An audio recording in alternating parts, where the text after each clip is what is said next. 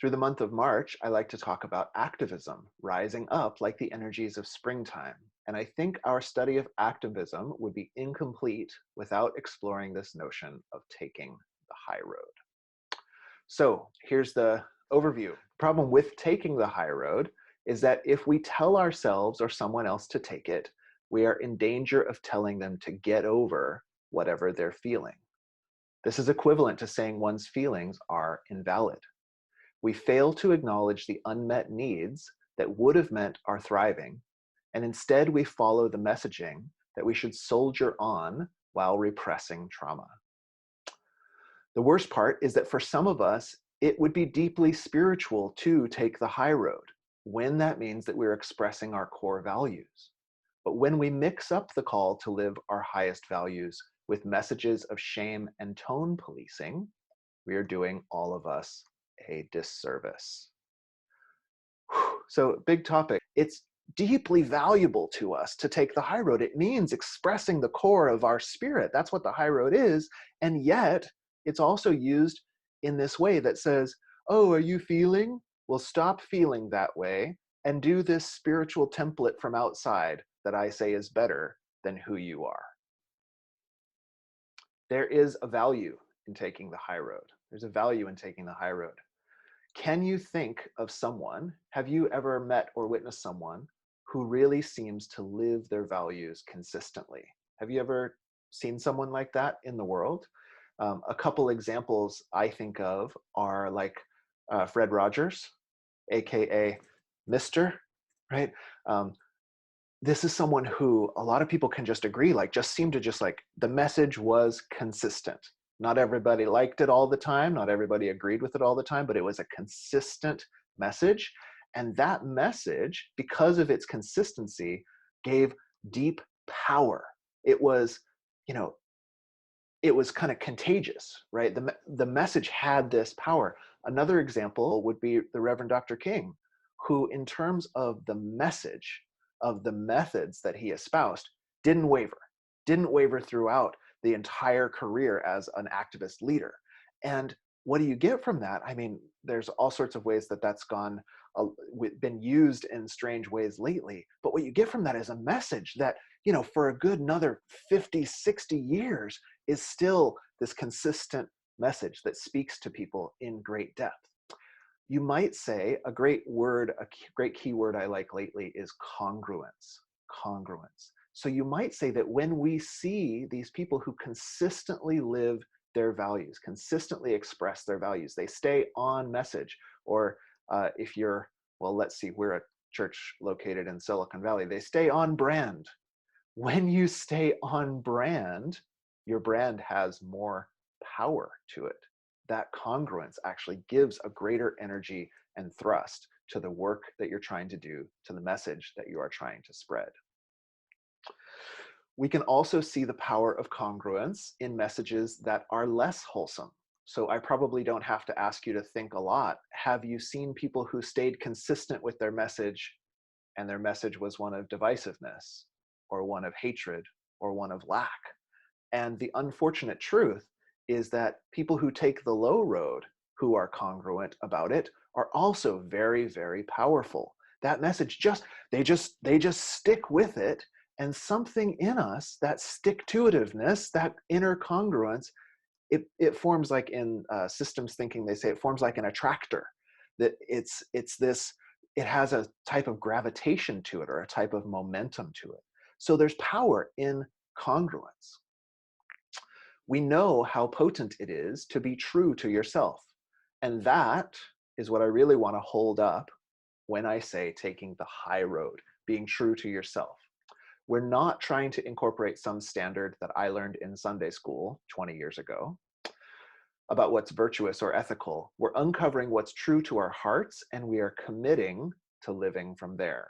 That's what we want to do when we're going to take the high road today. When we do this, the best part is that one of these other questions, these really great questions, is like, if I take the high road, does that mean I'm surrendering power to low roaders who are willing to use any means at their disposal to get the power? The cool thing is that this congruence, when we commit to living our values, we'll actually feel a power that wells up in us. So we got to take the high road because that's where our power is. This is the high road that I want to get us all on together. But first, we have to deal with a few detours. We have to close a few of the exits from the high road. I'm going to call these today toxic high road analogs. Toxic high road analogs. I hope that doesn't sound too technical for you, but we're closing the exit off ramps from the high road. So let's see what they are. All right, the first one is our discomfort with our own negative emotions. Oh, and I got to put that in quotes, negative emotions. You'll see why. The first off ramp from the high road is going to be our discomfort with quote unquote negative emotions. Why? Let's find out. Well, you may have heard the newish term going around, toxic positivity. Toxic positivity. Have any of you heard this term, toxic positivity? Okay, well, I'll tell you what it is. You could also call it good vibes only culture. Good vibes only, man.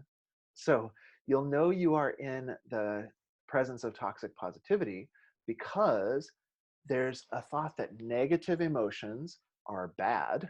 And so anytime someone expresses anger, grief, confusion, or rage, we want to guide them from that dangerous road and back toward a more virtuous state. Have you heard this from a friend or your in-laws or on the internet? Somebody says, oh, I'm so dang mad about what just happened. And then a well-meaning peacenik comes along and says, anger's not very spiritual. What would Jesus do? Well, the Buddha said that anger is like holding a hot coal in your hand and wishing the other person was burned. Anger is like drinking poison yourself and hoping that your enemy dies. Don't get angry. And it really boils down to the fact that we are uncomfortable with uncomfortable emotions. So this is the first off-ramp from toxic, no, what is it called? From, toxic high road analogs. This is an off-ramp to the high road that we have to watch out for, because when somebody says, oh, we got to rise up, we got to fight and change things, and you go like, hey, let's calm down, okay, then it's pretty likely that you're not actually speaking about real virtue, real ideals of living your values. You're speaking about toning down the discomfort to something that's a little more palatable to you. Okay, because we don't often understand culturally, and maybe you use this doesn't apply to you, but this is a culture-wide phenomena that we need to educate ourselves about. Because we don't understand that there's such a thing as healthy aggression or necessary mourning, we assume that there's something wrong with these emotions when they arise. It's actually an expression of our unhealthy relationship with power. We've been conditioned to think that the only form of power is power over. Again, maybe you had better conditioning in your family, in your household. A lot of us didn't. But if you look at the culture at large, the form of power that is most popular is dominance. When power arises in us as powerful emotions like outrage, like intense grief that moves us to change, these emotions are arising as power. And if we're uncomfortable with power, we'll be uncomfortable with the presence of these very potent emotions.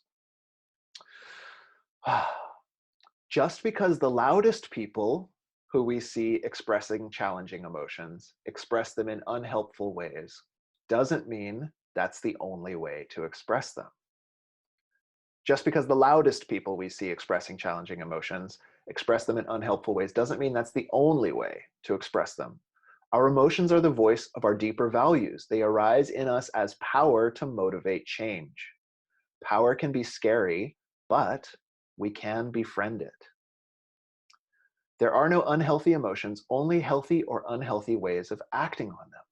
When we feel the urge to tell someone they've got to simmer down, this is a problem in us, not in them.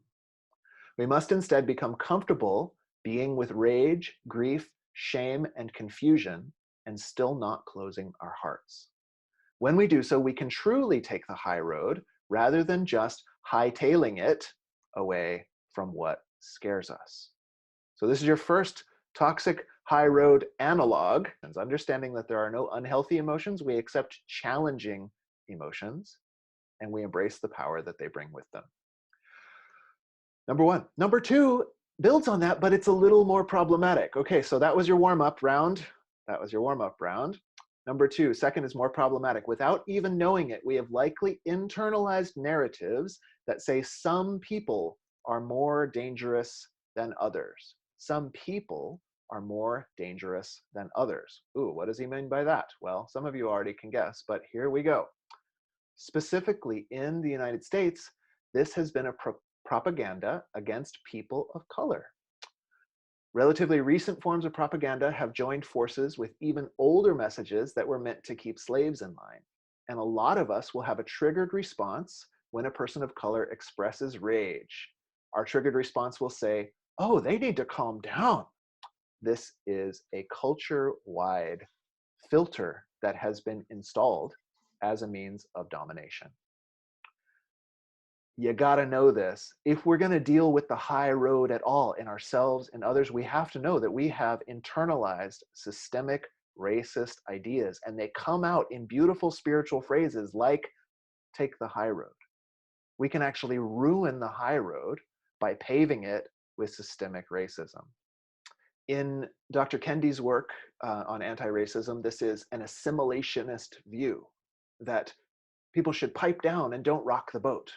We can hold this view, this assimilationist view, no matter the color of our skin, because we've inherited it from the culture at large. All of us who live in this culture have inherited these views, and it doesn't matter what your background is, what your religion is, we may spout this racist nonsense just because it's been enculturated into us.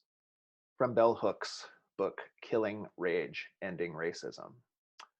Since the notion that we should all forsake attachment to race and or cultural identity and just be humans within the framework of white supremacy has usually meant that subordinate groups must surrender their identities, beliefs, values, and assimilate by adopting the values and beliefs of privileged class whites, rather than promoting racial harmony, this thinking has created fierce cultural protectionism.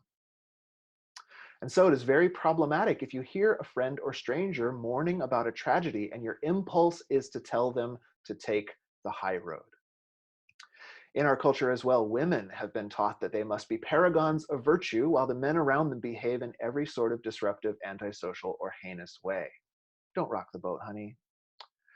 Before we can think of encouraging another toward taking the high road, we should inquire if this message isn't the message they've heard over and over as a way of sustaining racist, misogynist, heteronormative, homophobic, and other cultural dynamics.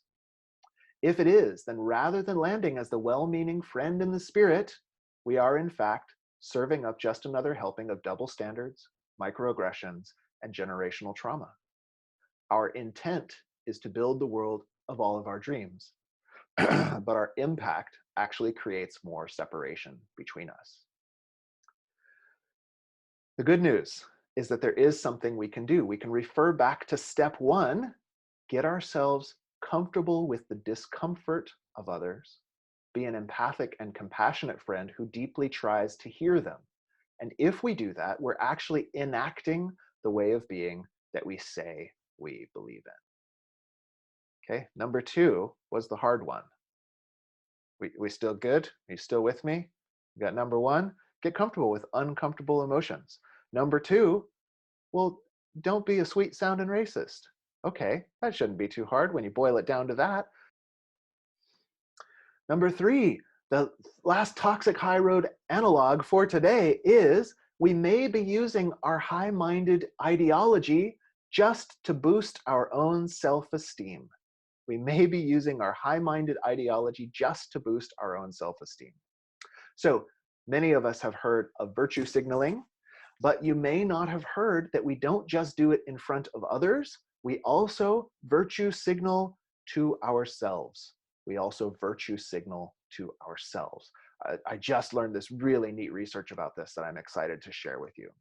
So in her book, Self-Compassion, really great book by Kristen Neff. She shares research that shows how we sometimes get an inner self-esteem boost by shaming ourselves. It seems paradoxical that we can shame ourselves for self-esteem, but what the research shows that this is actually how self-esteem works.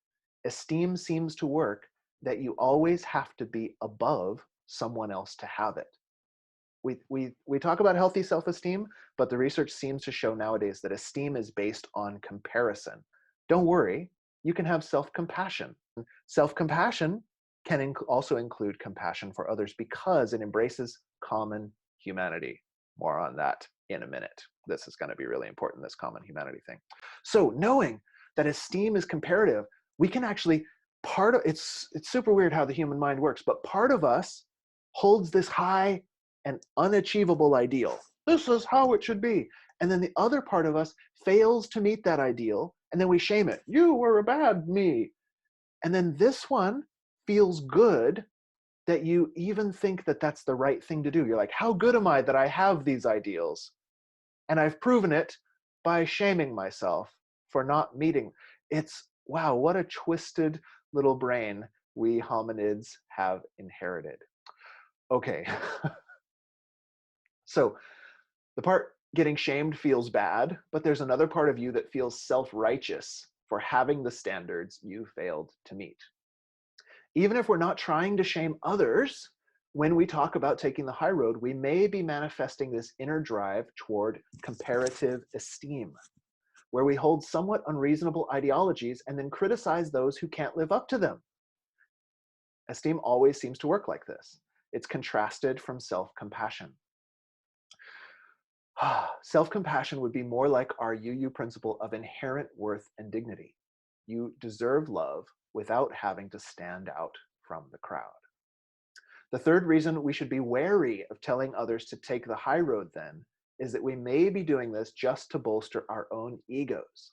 It's no wonder we come off as self-righteous when we say it, because we are being self-righteous, even if we think that we're just a fun-loving peacenik.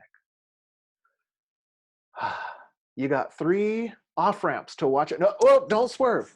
Just don't swerve. We're gonna be okay here on the high road. Comfort with uncomfortable emotions. Don't be a sweet-talking racist, and don't tell people to take the high road just to boost your own self-esteem. Okay, we've gotten rid of our analogs. What are we gonna do instead? How do we take a healthy high road, Reverend Fa-Jun? Well, good for you. I worked on a sermon about it all week. Let's see if it says anything nice. When we have avoided these detours and false off-ramps, false off-ramps, we are now, they're not really a romp, so they're off-ramps. We're in a position to actually take the high road. What's the high road? Well, it's going to be different in every situation, but its root is compassion. Its inherent worth and dignity. In Brene Brown's work, this is also called belonging or worthiness. It's not shaming, ruthless criticism, or ostracizing. For me and for all of us who have inherited the wisdom of the universalists, it means that our bottom line is that we refuse to dehumanize. Bell Hooks again says, forgiveness and compassion are always linked. How do we hold people accountable for wrongdoing and yet at the same time remain in touch with their humanity enough to believe in their capacity to be transformed? This universalist paradigm is one that says if someone is acting in a way that is injurious to others, they need to be educated or protection must be ensured. But we do not worship the idea that the evil must be punished so that they get what they deserve. When we dehumanize another, we dehumanize ourselves. Universalist Gordon McKeeman says, hell is, in fact, a burning issue, for it is the issue of separation, whether we can, with safety and impunity, set up little islands in the human experience, and therefore protect ourselves against any relationship with the mainland.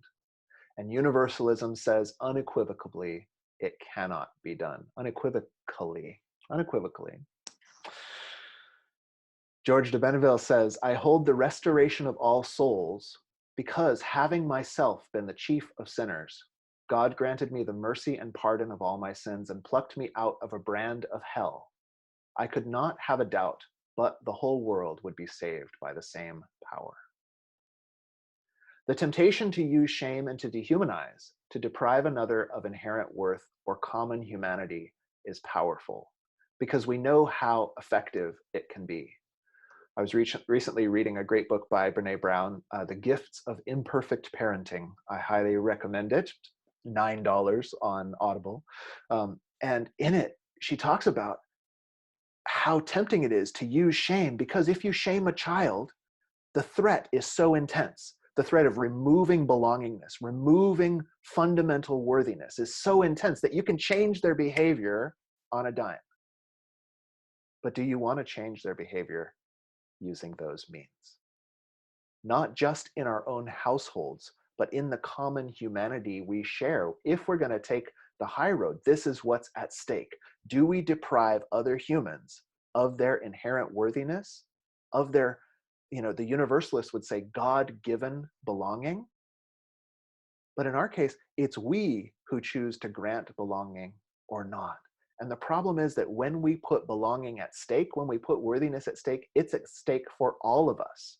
We're now living in a world where you yourself could be deprived of belonging and worthiness at any moment because we are choosing that belongingness is something that's on the table. When we give in to taking our own low road, we weaken ourselves. We weaken what we normalize in the world. But when we live up to ourselves, we can have what Marcus Aurelius called the best revenge, to be nothing like the ones who wronged us. Living our values for love, connection, and inherent worth does not weaken us. We can adopt countless creative tactics for change, and the only one we'll never adopt is cruelty. Neither cruelty to ourselves nor to others. In this way, we can make our faith so visible that it becomes a light for the whole world.